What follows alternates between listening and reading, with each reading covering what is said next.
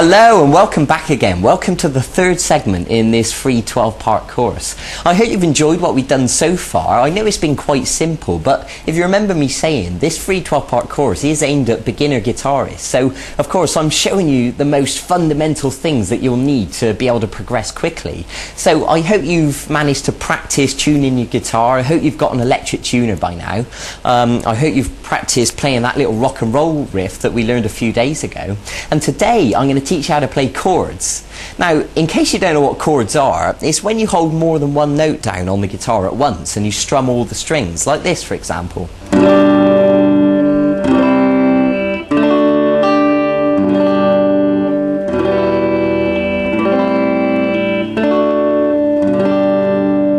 So that was just a few examples of some different chords, and of course the more chords you know, the more flexibility you're going to have to be able to play a variety of different songs. So I think it goes without saying that it's better to learn as many chords as possible, and then you really have got the ability to play more things. And especially if you're the sort of person who enjoys singing as well as playing, then chords are going to be brilliant for you because you'll be able to strum them whilst you sing over the top and it'll sound fantastic. But I want to start today by showing you three chords to begin with. I'm going to show you an E, an A, and a D chord. And these three are what I consider to be the most useful, the most widely used chords. So once you know them, you'll find that they crop up in lots of songs. So it's important that you get to know them right from the start. And then of course, as we progress, you'll learn more and more chords, and you know, we can go from there. But let's start simple. So I want to begin by showing you the E chord.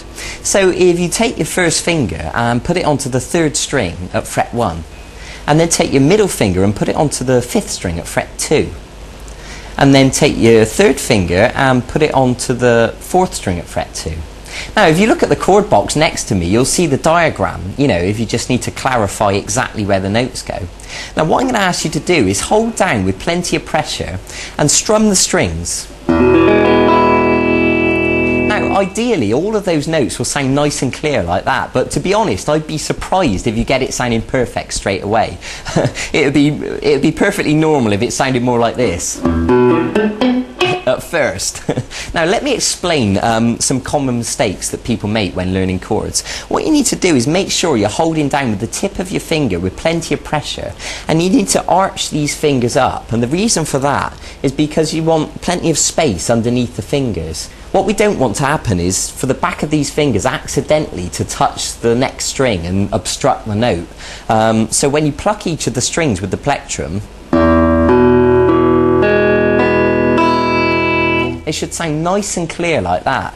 So if any of these notes sound incorrect, it's probably because you're accidentally touching one of the strings with the back of your fingers accidentally. Okay? So it might take a little bit of work and you'll need to shuffle your fingers around and get used to how to hold down the chord, but eventually you'll get it sounding nice and clear. So that's something to work towards. So the next chord I want to show you is the A chord, and it looks like this. So what I'm going to ask you to do is to put your first finger on the fourth string at fret 2, and the middle finger on the third string at fret 2, and then the third finger on the second string at fret 2. So they're all at fret 2, but unfortunately there's not quite enough room really to fit them all in. Ideally we'd like to get them right next to the fret, but in reality what happens is we end up using them at an angle like this, because that's the only way really to squash them in there. And of course everyone's hands are different, you know, if you've got skinny little fingers then you'll probably find it easier. So look at the chord chart next to me just to clarify what notes we're holding down. Now with the A chord we're just going to use 5 strings, and what I mean by that is we're not going to pluck the 6th string, we're just going to pluck the 5th string downwards like this. Okay, now of course, like I said before, it would be unusual if you got it sounding perfect straight away. You know, what usually happens, the back of this finger on an A chord accidentally touches the first string. So what I want you to do is make sure that the first string is open correctly as it should be. And if it is, then brilliant. And just pluck those 5 strings again just to check it's okay. Okay, good. So now let's move on to the third chord I'm going to show you, which is the D chord. So if you put your first finger on the third string at fret 2. Now listen carefully to this, because some people get muddled up with this one.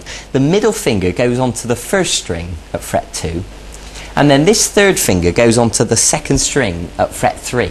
Okay? Now the same thing applies, you know, arch these fingers up, hold down with plenty of pressure, and with the D chord we're just going to strum 4 strings. And what I mean is we're not going to pluck these 2 top strings. So 4, 3, 2, 1.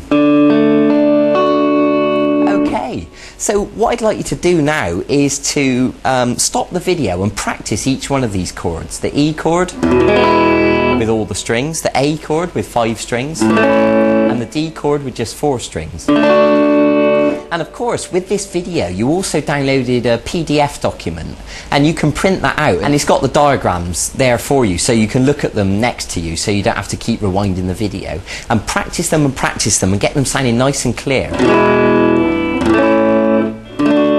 Now, there's something else I want to tell you. You may have noticed my thumb sort of kind of hanging around here over the top of the guitar, and there is a reason for this. When we're strumming the A chord, for example, we don't want the 6th string to accidentally make a noise. So what I'm doing is gently touching it just a little bit with the thumb, and that's enough just to mute the note, so it stops the 6th string from accidentally making a noise. And then when you strum all the 5 strings, then you know you're only just getting the correct notes that you want. So that's the reason for that. So what you can do once you've learned these chords is put them into a bit of a sequence. For example, you could play the A chord 4 times, and then you could play the D chord, back to the A, and then the E chord, and then you can do that again.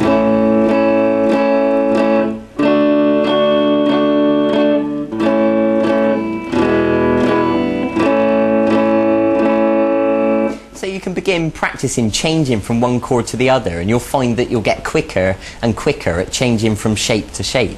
Good. So that is a brilliant place to begin with chords. So I suggest you go and practice that now. Go and get on with it.